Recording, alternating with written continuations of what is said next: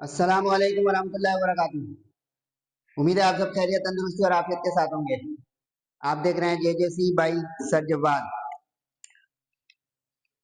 आज की lecture video शुरू करते हैं। बिस्मिल्लाहिर्रहमानिर्रहीम। आज मैं करवाने जा रहा हूँ सेकेंड ईयर के जर्नल साइंस कंप्यूटर साइंस वाले तमाम स्टूडेंट्स मुतवज्जो हो जाएं। उनका एक अलग से बिल्कुल सेपरेट मैथ्स का मॉडल पेपर आया है 2026 के लिए।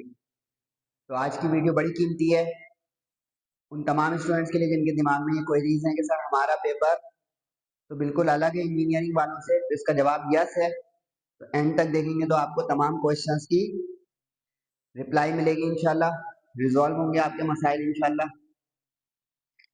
Paper pattern, pairing scheme, do और die chapters at the end of the lecture, each and everything इंशाल्लाह मैं कोशिश करूंगा कि इस कॉम्प्रिहेंसिव वीडियो में आपको डिलीवर करने की कोशिश करूँ। तो अपने साथ बुक, रजिस्टर और तरीके से लिखने के लिए कुछ लिख रख लें ताकि आपको ये बहुत ही फायदेमंद और बेनिफिशियल लेक्चर लगे। सबसे पहले हम करने जा रहे हैं एमसीक्यूज। अब जरा इसमें जो नई खबर है जर्नल साइंस यानी कंप्यूटर साइंस ग्रुप वालों के लिए वो ये है कि आपको ये पेपर करना होगा 1 नंबर का आपको, और इसमें ओएमआर शीट मिले या ना मिले, क्योंकि इसमें ये मेंशन नहीं है। तो मैनुअली शीट पे होगा लेकिन पेपर पैटर्न आपका फर्क है। अनलेस कि आपकी कोई ई शीट या ओएमआर शीट की खबर आ जाए तो इस बात को समझ गए आप। काफी पहला सवाल तो यही है कि सर ओएमआर शीट, तो ओएमआर शीट की अभी कोई फाइनल न्यूज नहीं है। मोर लाइकली मैनुअल पे होगा, 20 मिनट का होगा, 20 मार्क्स का होगा। फर्स्ट ईयर से गुजर के हैं आप तो इस बात को जल्दी से आगे बढ़ा लेते हैं। एक एक नंबर की 20 एमसीक्यूज होंगी और मैंने आपकी आसानी के लिए पहले से कुछ होमवर्क किया हुआ है, वर्कआउट किया हुआ है, आप भी इससे फायदा उठाएं। चैप्टर्स के नंबर लेफ्ट पे लिख दिए हैं। एमसीक्यूज में इंशाल्लाह थोड़ा समझाऊंगा। जिन एमसीक्यूज में अंडरस्टैंडिंग है वो अंडरस्टैंड करेंगे और जिन एमसीक्यूज में थ्योरी है उसकी लर्निंग करने की कोशिश करेंगे। जो सॉल्व होने वाली होगी मैं सॉल्व करके दिखाऊंगा। चैप्टर 1 की 2 एमसीक्यूज हैं जिसको हम सिंबॉलिक पैकेजिंग कहते हैं, मैपल कमांड। ख्याल रहे कि चैप्टर 1 में सिर्फ और सिर्फ एमसीक्यूज आएंगी, इसमें no section B and C question. इसको आप एमसीक्यूज के लिए 2 नंबर के लिए तैयार करें। सही है। ये दोनों एमसीक्यूज जो है वो पेज नंबर रेफर कर रहा हूँ, आप उस पेज नंबर पे बुक के पहुंच जाए तो आपको, वैसे ये मॉडल पेपर जो इंजीनियरिंग का है उसमें भी ये दोनों एमसीक्यूज मौजूद थी।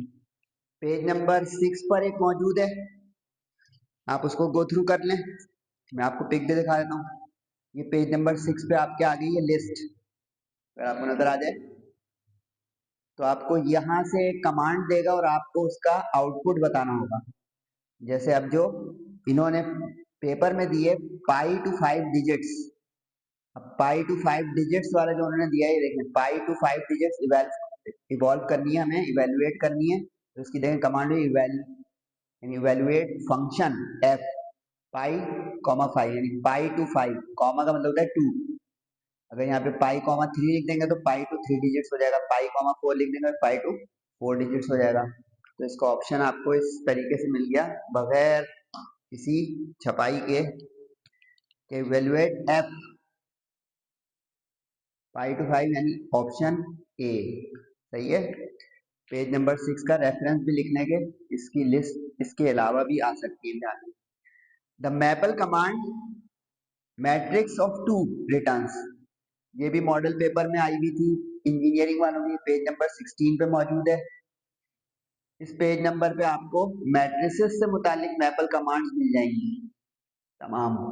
फिर भी मैं आपको दिखा देता हूँ, आपके पास अपनी बुक भी हो तो बहुत अच्छा हो जाएगा बेटा कि आप बिल्कुल तरीके से लेक्चर लोगे। ये देखें आप, आपको नजर आएगा, ये देखें मैट्रिक्स 2 यानी 2/2 की नल मैट्रिक्स होगी। ठीक है।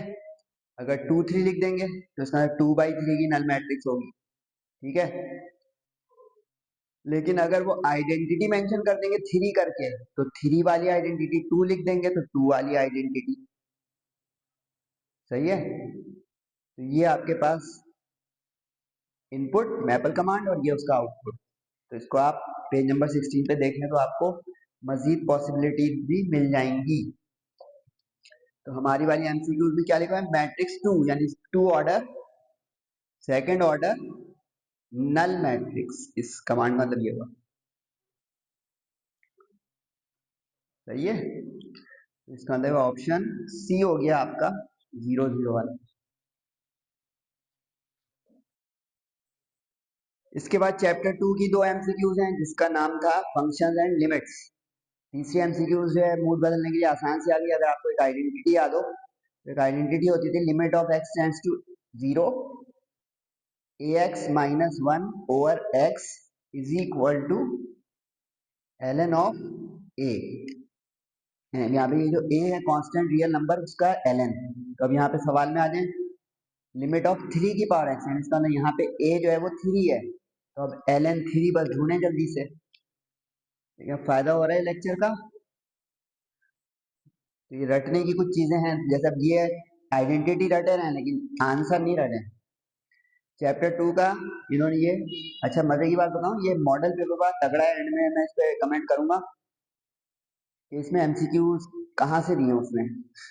बुक में कुछ भी बुक से बाहर का नहीं है, ये मैं आपको बता रहा हूँ। 20 की 20 एमसीक्यू स्टूडेंट कहेगा कहाँ से।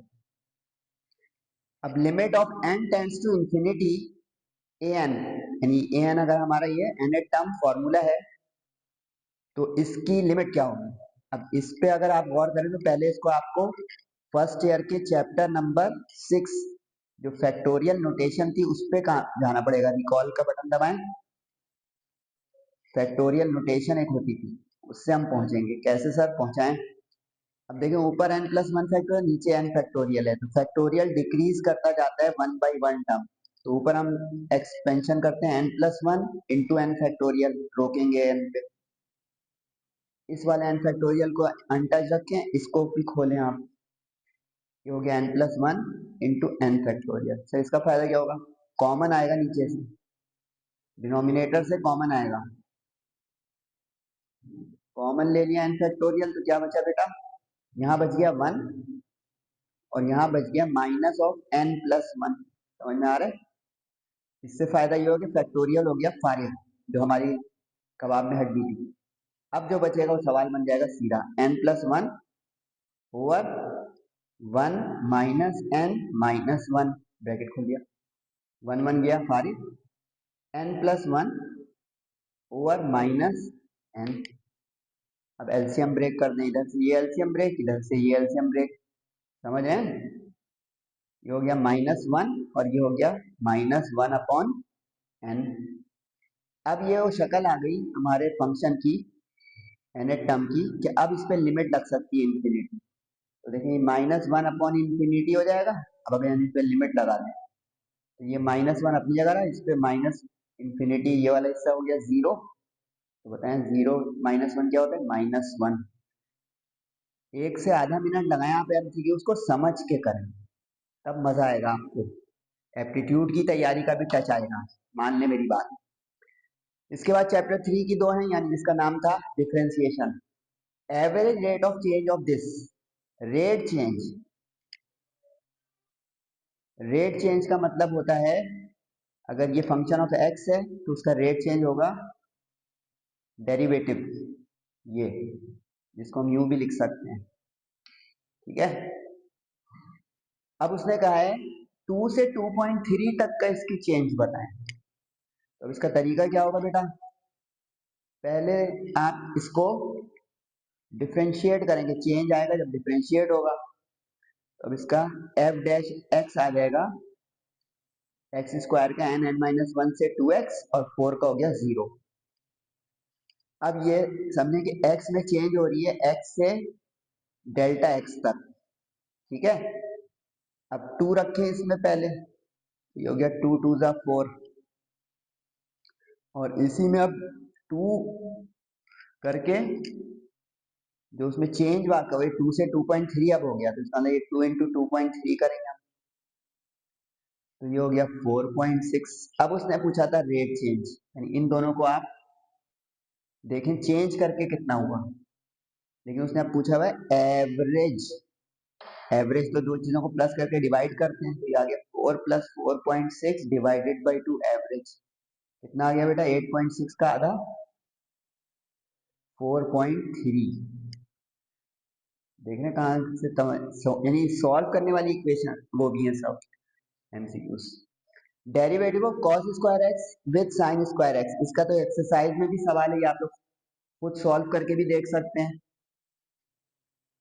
कॉस स्क्वायर एक्स का हो जाएगा 2 कॉस एक्स, और कॉस एक्स का sine rule, sorry chain rule से साइन एक्स, और साइन स्क्वायर का विद रिस्पेक्ट होता है उसको अपॉन में उसका डेरिवेटिव लेंगे, तो ये आ गया 2 साइन एक्स और साइन का कॉस, ये हो गया विद रिस्पेक्ट टू। 2 से 2 गया, कॉस से कॉस गया, साइन से साइन बच गया -1।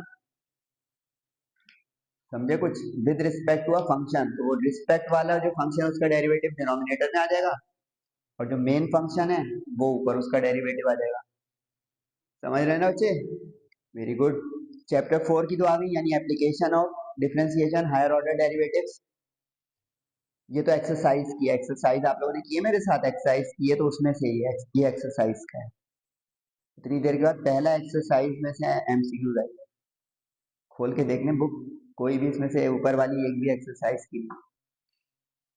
y डबल डैश, यानी इसको हमें डिफरेंशिएट करना होगा 2 मरतबा। पहले y को अलग कर लें, y हो गया k स्क्वायर ओवर x, तो y डैश हो जाएगा, k स्क्वायर तो कांस्टेंट है तो इसको यूं करेंगे हम, k स्क्वायर अलग हो गया और x इनवर्स का हो गया -x-2। समझ रहे हैं? अब इसका अगेन डेरिवेटिव ले लें, तो ये हो जाएगा माइनस के स्क्वायर, के स्क्वायर बनेगा माइनस मल्टीप्लाई हो गया, और x -3। अब चले जाएं जल्दी से ऑप्शन में, माइनस इंटू माइनस तो हो गया प्लस, प्लस वाला ऑप्शन कितने सारे? 3 है, कोई मसला नहीं। ऊपर आ रहा है के स्क्वायर 2 के साथ, नीचे आ रहा है एक्स क्यूब प्लस के साथ, तो ये हो गया, अल्लाह बता करें डी ऑप्शन आखिरी। ठीक है, यहाँ तक सही।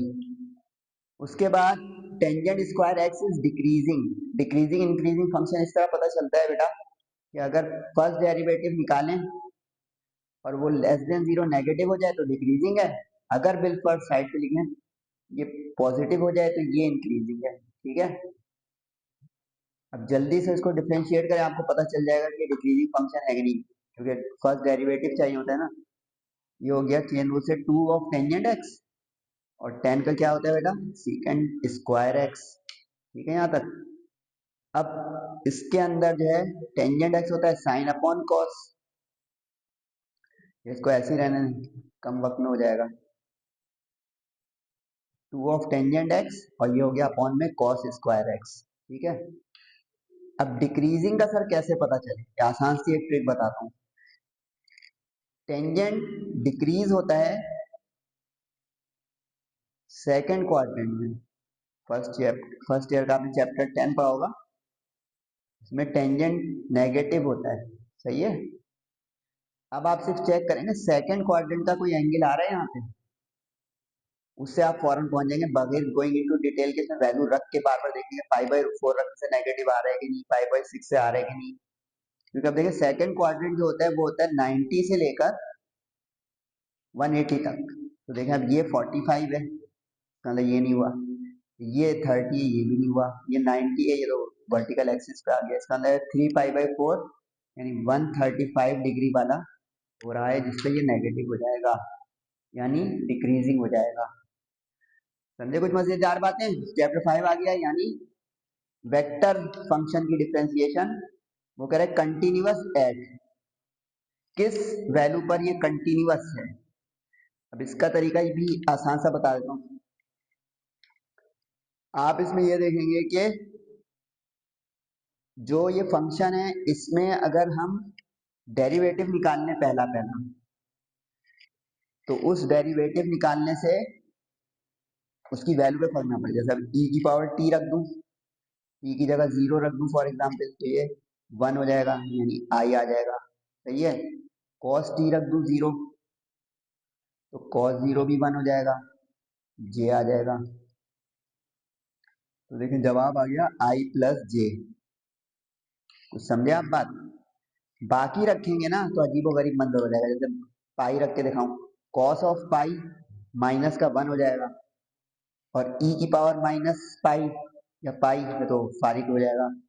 इसी तरह अगर 2 रख दूंगा तो कॉस ऑफ 2 डेसिमल में आ जाएगा। कंटिन्यूटी के लिए जरूरी है कि जो हमारा फंक्शन होता है वो डिफ्रेंशिएट होकर भी एक सही फॉर्मेट में उसको कंटिन्यूअस रखे, यानी डेरिवेटिव और लिमिट लेने के बाद उसका डेरिवेटिव बराबर है। कंटिन्यूअस फंक्शन की एक डेफिनेशन हुआ करती थी, अगर आपको याद है कुछ, या भूल गए? भूल गए? तो ये तो हो गई बात अजीबोगरीब। यानी इसकी स्टेटमेंट होती थी ये, इफ लिमिट ऑफ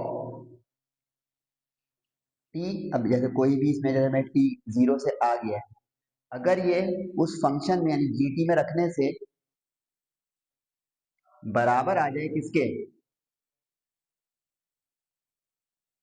उस फंक्शन के 0 रखने से बराबर आ जाए, तो हम कहेंगे कि ये कंटिन्यूअस है। बात समझे आप? तो अब गौर करें इसको, तो आपको नजर आएगा कि ये दोनों वैल्यू पे कंटिन्यूअस हो रहा है। यानी डायरेक्ट 0 रख दिया तो, और लिमिट अप्लाई कर दें तो, क्योंकि लिमिट कैसे अप्लाई होगी? लिमिट अप्लाई ये होगी कि आप इसमें रखते जाएंगे वैल्यू और वो चीज आती जाएगी। लिमिट लेना और ना लेना खाना पूरी होती है, इसमें फॉर्मेलिटी होती है, उससे आ ही जाता है। ठीक है, इसके बाद आ जाए chapter 6 integration, chapter of the second year. ये एक फॉर्मूला होता है, वो आइडेंटिटी लिखना है अपने पास कि ई एक्स एक फंक्शन है एक्सपोनेंशियल, और ब्रैकेट में है अलजेब्रिक फंक्शन। तो इसका मतलब है अलजेब्रिक फंक्शन को अगर मैं फंक्शन ऑफ एक्स कह दूं तो गौर करें, इस 2x स्क्वायर के यहाँ पे डेरिवेटिव नजर आ रहे हैं। ये अगर फंक्शन है तो इसका डेरिवेटिव बन रहा है, समझे? तो इसका मतलब है कि हमारा एक फॉर्मेट बन गया ये। ठीक है, इसका जो है रिजल्ट होता है हमेशा ई एक्सपोनेंशियल इंटू फंक्शन प्लस सी। अब आपको देखना है कि 2x स्क्वायर का डेरिवेटिव ये है, तो इसका मतलब ये फंक्शन बन रहा है, तो आपको ढूंढना है ई एक्स इंटू फंक्शन। मिला कोई एक? मिल ही नहीं रहा, इसमें धोखा दिया हुआ है उसने। इसको अगर मैं लिख दूं e x square into 2x square, तो यही 2 बैक साइड पे कोफिशिएंट बन के आ जाएगा। और इस फॉर्मूले को अपने पास हाईलाइट करें, बुक में शायद ये ना मिले आपको फॉर्मूला है सर, फिर कहाँ से आया? इंटीग्रेशन की थ्योरी है ये। उसके बाद ये भी एक आइडेंटिटी है, ये आइडेंटिटी भी लिख लें। वो कह रहे हैं कि cos x dx 0 to pi by 2, और लग रहा है कि सारे ऑप्शन एक जैसे हैं, तो इसकी भी एक आइडेंटिटी है 6.6 से पीछे बहुत सारे आइडेंटिटीज लिखनी है, जिसको हम कहते थे डेफिनेट इंटीग्रल। इसमें आइडेंटिटी ये होती थी कि अगर फंक्शन एक हो जिसकी लिमिट रियल नंबर की a टू b हो, तो अगर अगर इसकी लिमिट को हम एक्सचेंज कर दें, यानी ये b जो अपर लिमिट है उसको लोअर कर दें और लोअर को अपर कर दें, तो एक माइनस यानी साइन इनवर्ट हो जाता है, न्यूमेरिकल वैल्यू सेम रहती है उस फंक्शन की। इस बुनियाद पर चेक करें कि 0 वाली लिमिट ऊपर आ जाए, इसमें इन दो में 50-50 हो गया। अब ये देखें कि साइन इनवर्ट हो रहा है माइनस का, कहाँ हो रहा है? इसमें हो रहा है कि इसमें? इसमें हो रहा है। फंक्शन कॉस एक्स अपनी जगह, इसमें साइन वाला तो फॉरन रिजेक्ट कर देंगे। अब कॉस वाले 3 बच रहे हैं, कॉस के जो 3 बचेंगे उसमें आप ये देखेंगे कि फंक्शन का एक तो साइन इन्वर्ट हो जाए, अब 2 में हो रहा है, लेकिन यहाँ पे देखें लिमिट इन्वर्ट नहीं हो रही है, बस डायरेक्ट जादू से माइनस हो गया, तो ये तो सवाल ही बदल गया। तो इसका ऑप्शन हो गया सी। ठीक है जी, चैप्टर 7 स्ट्रेट लाइन आ गई। छोटे छोटे सवाल दिए हैं, अभी सवाल आ गया फिर। वो कह रहे हैं कि एक सेगमेंट है जिसको ये दोनों इंटरवल रेशियो में डिवाइड कर रहे हैं, तो इंटरवल क्या होता था बेटा? X m x two plus n x one upon m plus n. जल्दी से रखें, रेशियो तो हो गया 3:1, 3 इंटू एक्स, ये 4, एक्स बाद वाले का रखने, कंट्रास्ट है 2 इधर 1 उधर। तो आपने की होगी 7.1 एक्सरसाइज है, 7.1 में भी पहुंच जाए तो आपको करना आ जाएगा फटाफट। उसके बाद दूसरा रेशियो है 1 और x कोऑर्डिनेट है 4 और नीचे हो गया 3+1 से 4, तो ये हो गया अल्लाह भगरी 12+4/4 यानी 16/4 से 4। अब 4 वाले ऑप्शन, अच्छा ऐसे में y ना निकालें, अगर सिर्फ एक ही ऑप्शन में कहीं 4 मिल जाए, देखिए मिल गया दोस्तों, ये ट्रिक बता रहा हूँ, शॉर्ट एंड टेक्निक। जैसे 1 से 4 आ गया, इसमें ना 4 है, माइनस का है, इसमें तो 2 है, इसका मतलब ये है। पॉइंट समझे? वेरी गुड, जल्दी करें भाई। Normal form of the equation 7.3 अगर आप लिखिए तो नॉर्मल फॉर्म ऑफ इक्वेशन होती थी, एक अजीबोगरीब की, बहुत कम यूज हुई एक्सरसाइज में, तो उसका शक्ल होती थी x cos of alpha plus y sine of alpha is equal to p. इसी को परपेंडिकुलर फॉर्म भी कहते हैं, इसके दो नाम है, सही है। इसका एक मैं आपको वो बता दूं क्या, फॉर्मेट। जेजेसी के बारे में गौर कर लीजिएगा भाई, जेजेसी का नंबर कोई कमेंट कर दिया करें, कभी कोई क्वेश्चन कर लिया करें, गाइडलाइन मांग लिया करें, सर जवाब की एनर्जी, आप स्टूडेंट हैं माशाल्लाह से। ये नॉर्मल फॉर्म का एक फॉर्मूला है जिसमें अगर आप फीड करेंगे तो आपको ऑटोमेटिक आंसर मिल जाएगा। ये अंदर की बात मैं बता रहा हूँ, इसका फायदा उठा लें बच्चों, कि आपको जाने की कहीं जरूरत नहीं है कि कहाँ ढूंढे सकते एमसीक्यूज के आंसर। अब ए हमारा ये होता है एक्स का कोफिशिएंट, बी हमारा ये होता है और सी हमारा ये होता है, यानी a x plus b y plus c is equal to 0।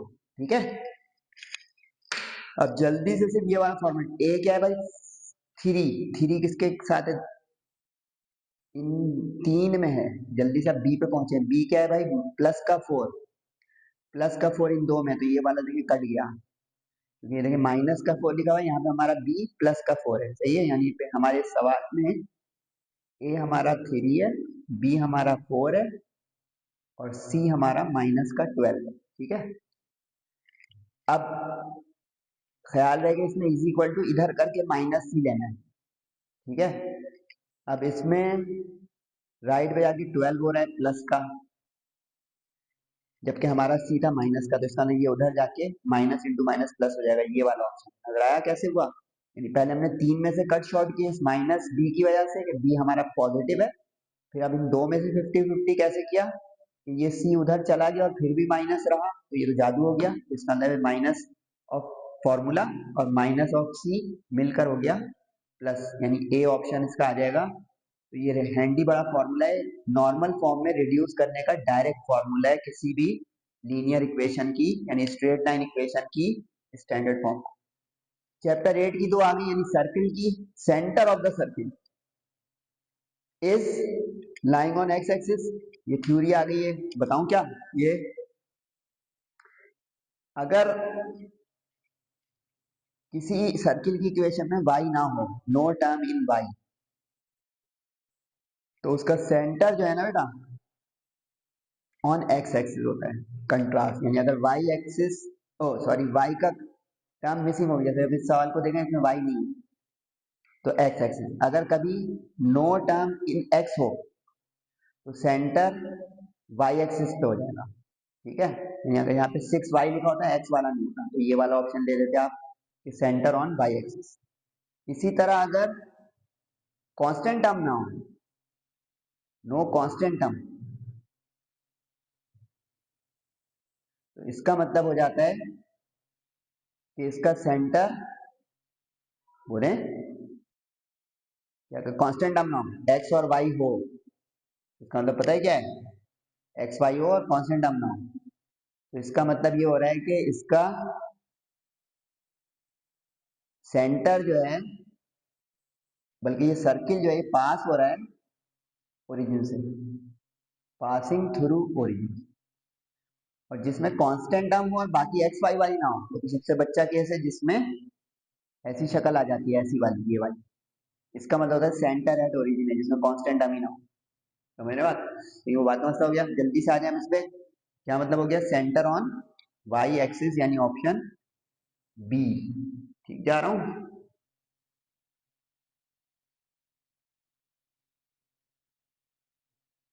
No term in x mean centre on y axis. The length of tangent, length of tangent का फॉर्मूला होता है, जल्दी से उसमें रखें और खत्म करें कहानी, x square y square in general form of equation of circle होती है, उसी में ही बस ये रूट के अंदर फॉर्मूला लिख देते हैं, इसको कहते हैं लेंथ ऑफ टेंजेंट का फॉर्मूला। तो जल्दी से देखें यहाँ पे एक्स स्क्वायर पॉइंट क्या है, ये x1 हो गया, ये y1 हो गया, 5 का स्क्वायर 25, 2 का स्क्वायर 4, और इसका जो है जी एक्स, जी यहाँ पे 2gx होता है, तो इसका मतलब जी हो गया आपका 1, ठीक है, नहीं एफ हो गया, तो इसमें देखें y है ही नहीं, ये एफ हो गया, यहाँ पे जी 0 हो रहा है क्योंकि एक्स वाली टर्म गायब है, ठीक है, तो एफ हो गया आपका 1, ये तो 0 के फारिग हो गया, तो 2, एफ हो गया 1, तो 1 इंटू वाई, तो 1 2 2, और सी कितना है बना बनाया माइनस का 1। जल्दी से अब इसका कैलकुलेशन खींचे, 29, 29 और 4 बोले 33, 33 माइनस 1 32 आ गया, जल्दी से ऑप्शन पकड़े 32। बॉटम लाइन ये हुई कि length of tangent to the circle का बस ये फॉर्मूला पता हो, और एहतियात से इक्वेशन में से आप जी एफ और सी निकाल कर और पॉइंट को x1 रख के y1 रख के पुट करके फारिग करें। Chapter 9 conic section, parabola, ellipse, hyperbola, इसकी दो आ गई। लेटस रेक्टम, लेटस रेक्टम का फॉर्मूला होता था 2b² अपॉन a, तो ये हो गया आपका ए स्क्वायर, ये हो गया बी स्क्वायर। 9.3 बड़ी कीमती एक्सरसाइज की प्रैक्टिस कर रहे हैं ना, तमाम लेक्चर्स भी अवेलेबल हैं जेजेसी के, अगर आप चाहें तो उस पर जाके सारे लेक्चर्स भी देख सकते हैं, और वो भी मैंने अपलोड किया हुआ है। इंजीनियरिंग वालों का मॉडल पेपर, तो इंजीनियरिंग वाले ये वाला पेपर भी कर लें, प्रैक्टिस पेपर आ गया उनके पास, और कंप्यूटर वाले वो वाला भी कर लें, उनके पास प्रैक्टिस पेपर आ गया माशाल्लाह। b² 16, तो 2 इंटू 16, और a, ये a स्क्वायर होता है 25, तो a हो गया 5, 32 अपॉन 5, नीचे ही नीचे इसके ऑप्शन करीब में ही आ गया 32 अपॉन 5। नजर आ रहा है ना बच्चों, समझ में भी आ रहा है, तो रिस्पॉन्स दे दें थोड़ा। कॉन्जुगेट हाइपरबोला, अगर ओरिजिनल हाइपरबोला हमारा x² upon a² minus y² upon b² equal to 1, तो इसका जो कॉन्जुगेट हाइपरबोला होगा उसके जो एक्सिस जो है वो शिफ्ट हो जाते हैं, वो हो जाएगा उल्टा, उल्टा यानी y² upon b² minus x² upon a² equal to 1, तो इसका मतलब ये उल्टा पुल्टा वाला जल्दी से ढूंढ लें कि y² अपॉन 6 इधर हो जाए, x² अपॉन 5 उधर हो जाए।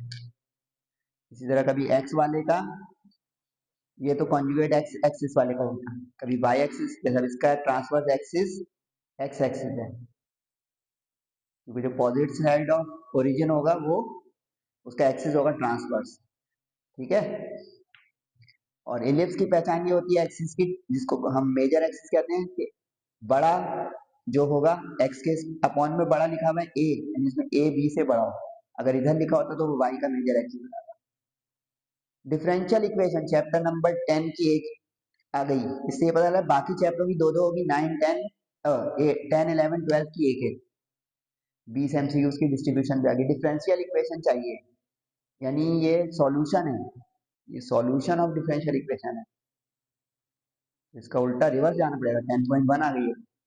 इसका तरीका ये होता था बेटा कि कितने इसमें कांस्टेंट है, एक आर्बिट्रेरी कांस्टेंट है r, तो इसका मतलब एक मतलब ये डिफरेंशिएट होगा, तो ये हो गया 2x plus 2y y dash, implicit function है, r स्क्वायर का हो गया 0, अब इसमें जल्दी से y डैश निकाल लें, तो y डैश हो जाएगा माइनस का 2x अपॉन 2y, ठीक है, 2 2 कट गया, माइनस x अपॉन y वाला ऑप्शन पकड़ लें।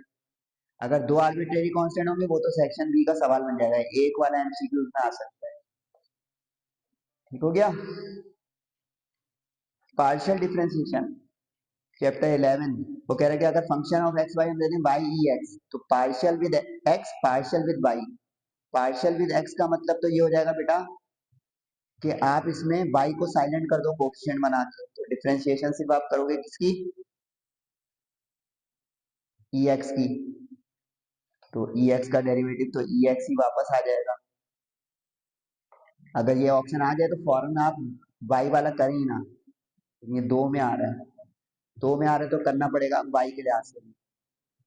पार्शियल विद y का मतलब है आप इसमें x को कोफिशिएंट बना दें, यानी साइलेंट कर दें, ठीक है, तो y का अकेले से डेरिवेटिव हो जाएगा, जल्दी बोलें 1, इसका मतलब इसका ई एक्स आ जाएगा, ई एक्स इंटू 1 से, तो ये आ गया आपका पहला वाला ऑप्शन, जीरो नहीं आया। मजेदार पेपर है वैसे जिसने भी बनाया है। सर ये 20 मिनट में होगा कैसे, जैसे मैं कर रहा हूँ जाके देख लें। मैं तो इतना बोल भी रहा हूँ, आप लोग तो खामोशी से पेपर करेंगे, आपका 10 15 12 मिनट में हो जाएगा इंशाल्लाह। ये जो है थ्योरी आ गई कि सिम्पसन वन थर्ड मेथड जो होता था, इसमें सब इंटरवल किसके मल्टीपल होते हैं, 2 के होते हैं, थ्योरी है, याद कर लें। ठीक है जी। अब ये जो मैंने सारी एमसीक्यूज कराई हैं, इसमें बुक की एक्सरसाइज की बहुत सारी कम है, और काफी सारी जो है वो एक्सरसाइज के जो छोटे छोटे सवाल नहीं होते हैं उसमें से आई है। अगर आप सर्च आउट करना चाहें तो कर सकते हैं।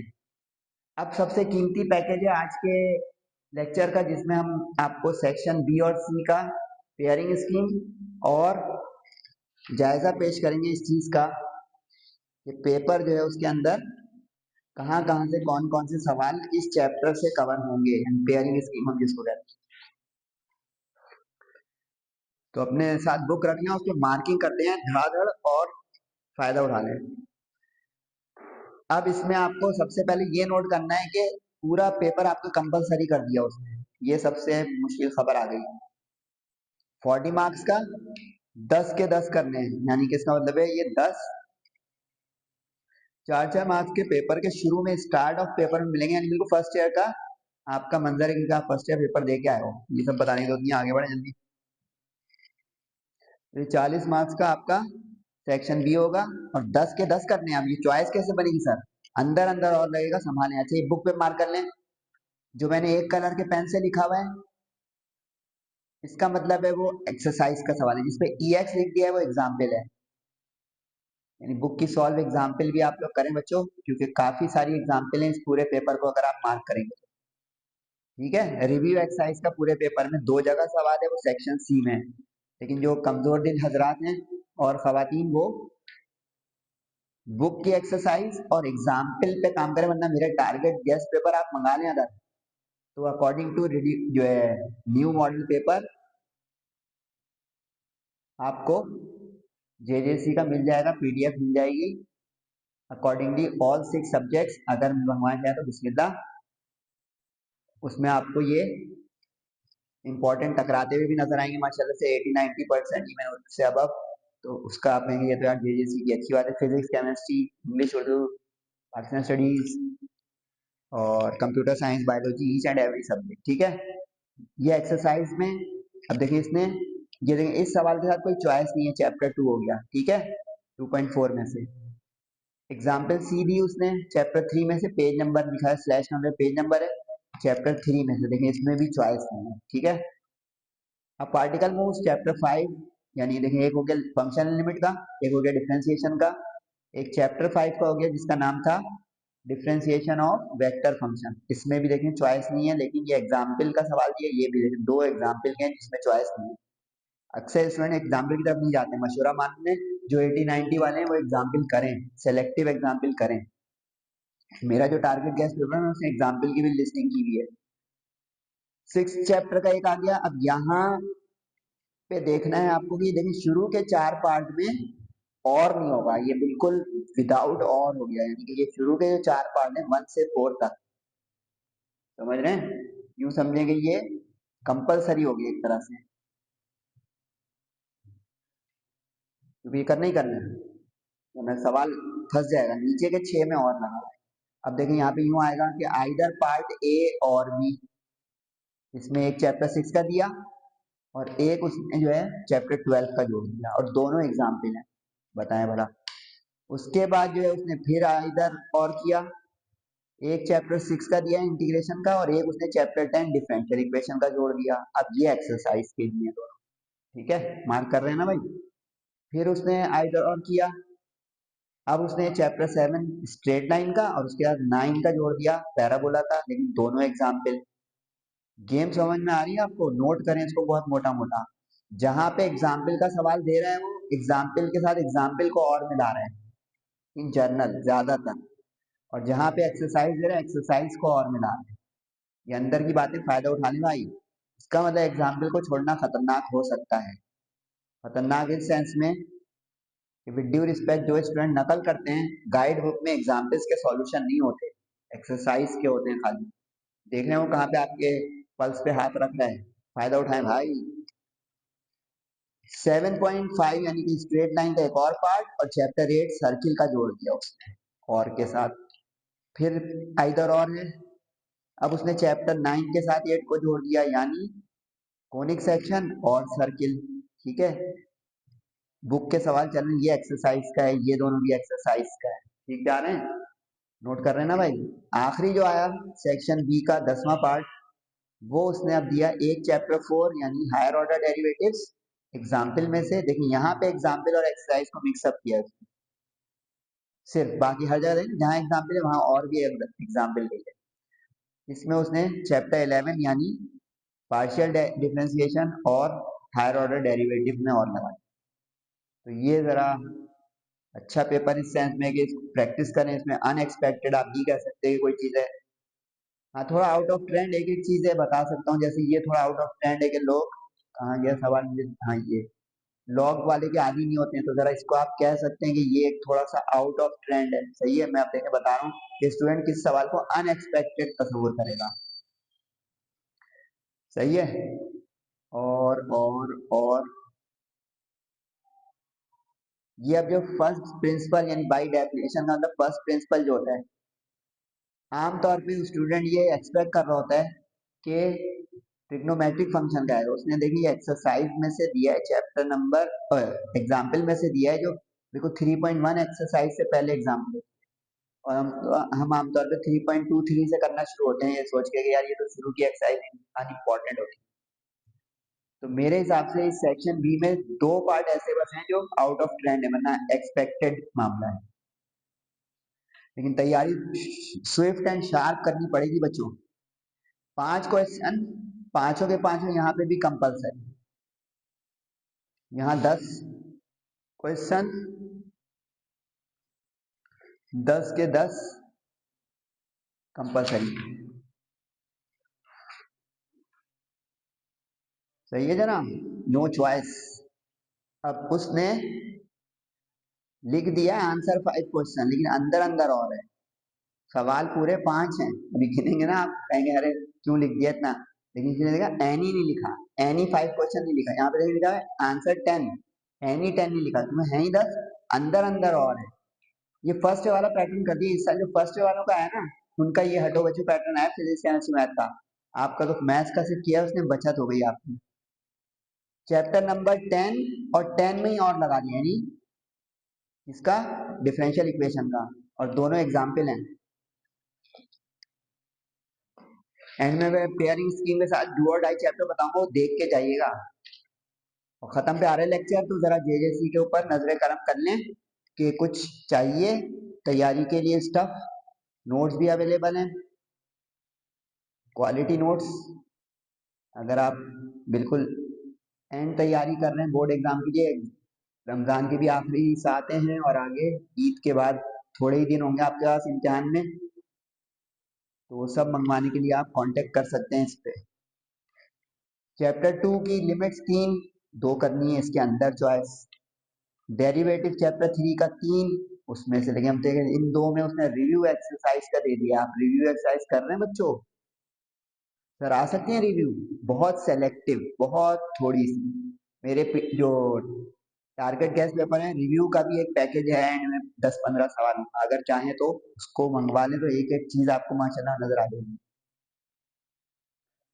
उसके बाद ये देखिए 3 का अलग हो गया, 2 का अलग हो गया। सही है, कुछ बच्चे कहते थे ये तो पहले जो सेक्शन बी में आता था, तो पहले की बात नहीं करें, आज की बात करें। लेकिन इंपॉर्टेंट एक्सरसाइज देखिए 2.3 है, 2.3 में से ये वाला कवर होगा, और जो सेक्शन बी में 2 का आएगा वो 2.4 में से कवर होगा। नोट कर रहे हैं सब। इसके बाद वाला जो सवाल है जिसमें और लगा देखिए 7 तक है, काउंटिंग करें जरा, 3 4 5 6 7, 5 बन गए। चैप्टर 4 यानी 4.4 और 12.4 यानी जो सिम्पसन रूल है, उन दोनों में से उसने और लगा दिया। और फिर आखिरी सवाल जिसमें और लगा दिया उसने, वो चैप्टर 7 और 9 वर्सेस है, यानी straight line versus conic section. अब जाइएगा नहीं, आपको अब मिलने जा रही है सबसे कीमती चीज, यानी पेयरिंग स्कीम, और वो वाली चीज जिसमें मैं आपको डू और डाई चैप्टर्स का आइडिया दे दूं कि ये कर लें बच्चों, इसमें काम आएगा। ये देख लें बच्चों, इसको बहुत तरीके से अपने पास नोट कर लें। ये सबसे अहम चीज है। सेक्शन बी में 6 और होंगे और 4 बगैर और होंगे। तो बगैर 4 और होंगे वो चैप्टर 2, 3, 5 और 6 में से आएंगे। यानी function limit, differentiation, vector differentiation और इंटीग्रेशन। और जो 6 और वाले होंगे उसमें पेयरिंग देख लें, 6, 12, 6, 10। इसमें आपका एक सवाल आएगा तो सॉरी, काइंडली वो सवाल नहीं पूछिएगा, ना कमेंट में ना व्हाट्सएप पे, लाइव बोल रहा हूँ, सुन लें। ये पेयरिंग स्कीम चेंज नहीं होगी। ये मॉडल पेपर में आना और फिर उसके बाद इतना टफ पैटर्न बनाना, इसको शफल नहीं करेगा। यानी वो 6 के साथ 11 जोड़ दे, 4 के साथ 10 जोड़ दे, ऐसा नहीं करेगा। इसमें अब आपको डू और डाई बताऊंगा, उससे आप ये और बगैर और सब इंशाल्लाह कवर हो जाएगा। सही है। 7 के साथ 8 लगा रहे हैं, 9 के साथ 8 लगा रहे हैं, 4 के साथ देंगे। कुछ चैप्टर दो दो जगह नजर आ रहे होंगे, वो है सबसे डू और डाई। सेक्शन सी में 5 में से ही 5 करना है। अब देखें 10, इसमें 4 और होंगे और बगैर और वाले 1 होगा। वेटेज देख लें, 4, 1, इसमें 6 और होंगे और 4 बगैर वाले। समझ रहे हैं। 10 वर्सेस 10 है, 2 वर्सेस 3 है, 4 वर्सेस 12 है और 7 वर्सेस 9 है। जो समझदार है उससे पहले समझ गए, लेकिन मैं फिर भी समरी बना रहा हूँ कि डू और डाई चैप्टर्स कौन से बने second year general science group वालों के लिए। जो जरूर करें, उसका आपका सेक्शन बी भी अच्छा करवा देगा और सेक्शन सी भी। चैप्टर 2 है, 3 है, 4 है, 6 है, 7 है, 9 है, 10 है, 12 है। आप में सारे हो गए, सारे कहाँ हो गए गिने, 2 2 4 2 6 2 8 है। 4 चैप्टर कम हो गए। कितने कम हो गए? 4 चैप्टर कम हो गए। अब फर्ज करें इसमें किसी बच्चे को थोड़ी सी टेंशन वेंशन हो रही है कि सर हम क्या कम कर दें तो मसला नहीं होगा। अब इसकी ट्रिक मैं बता रहा हूँ, अगर आपको समझ में आ जाए कि अगर आप 12 में परेशान हैं, फॉर एग्जाम्पल अगर आप ये छोड़ने की सोचते हैं, तो बाकी 7 चैप्टर करके भी आप सेफ हो जाएंगे। लेकिन इसमें से कोई कम करेंगे अगर, तो 12 आपको अकेले बचाएगा नहीं। जरा ख्याल रखिएगा, क्योंकि 2 और करें ज्यादा जगह पे, 3 और करें ज्यादा जगह पर है, तो कॉम्बिनेशन जरा बनेगा, जरा ख्याल रखना। ठीक है। इससे भी ज्यादा अगर आप परेशान हैं, एक मिसाल दे रहा हूँ, तो देखें एक मसला आएगा कहाँ पे, ये देखें 2 और 3 वाला बगैर और में, तो 2 3 छोड़ने की मत सोचिएगा। समझ रहे हैं। 6 देखें बगैर और में, तो इसका मतलब ये देखें ये तो छोड़िएगा ही नहीं, छोड़े तो हम छुटे। समझ रहे बात। बगैर और वाले चैप्टर नहीं छोड़िएगा। एक देखें 5 है, लेकिन अब मैंने 5 यहाँ लिखा नहीं है। अब ये सोचोगे अब 5 हल्का चैप्टर है सर, क्या करें। तो 5 को आप स्टैंड बाई में अगर रखते हैं बिलफर्ज, तो कौन सा छोड़ दे तो सर मसला नहीं होगा। ये अगर आप सोचेंगे आप सॉरी बार बार इसे बोल रहा हूँ, गला कुछ साथ नहीं दे रहा, तबीयत थोड़ी आगे पीछे है। तो अब 5 अगर ऐड करेंगे तो सबट्रैक्ट सर क्या हम करें, ये एक सवाल है। तो 7 9 में आप और कर सकते हैं अपना, और प्रिपरेशन, और ये पेपर का और की बात नहीं हो रही है, लेकिन ये आगे यूनिवर्सिटियों में बहुत काम आएगा। तो बॉटम लाइन ये हुई कि ऊपर के जो ब्लू है प्लस ये 5 है, इसमें आप 12 हटा दो तो 5 ऐड कर लें, या जिनके जो है अच्छी तैयारी चल रही है वो सारे कर लें ये जो लिखे हुए हैं। तो बेस्ट ऑफ लक। उम्मीद है कि आपको आज के लेक्चर में जो है बहुत फायदा मिला होगा। फिर भी अगर कोई क्वेश्चन आंसर अनआंसर्ड रह गया, कोई फिक्र आपकी रह गई और मैं नहीं बता सका, तो most welcome, you are always welcome to ask. नमाजों की बहुत एहतिमाम से पाबंदी करें, यकीनन कर रहा हूँ कि क्योंकि रोजे चल रहे हैं, उसके बाद भी कीजिएगा। वालिदैन और से ज्यादा ख्याल रखिए। दुआओं की दरखास्त। अस्सलाम वालेकुम वरहमतुल्लाहि वबरकातुहू।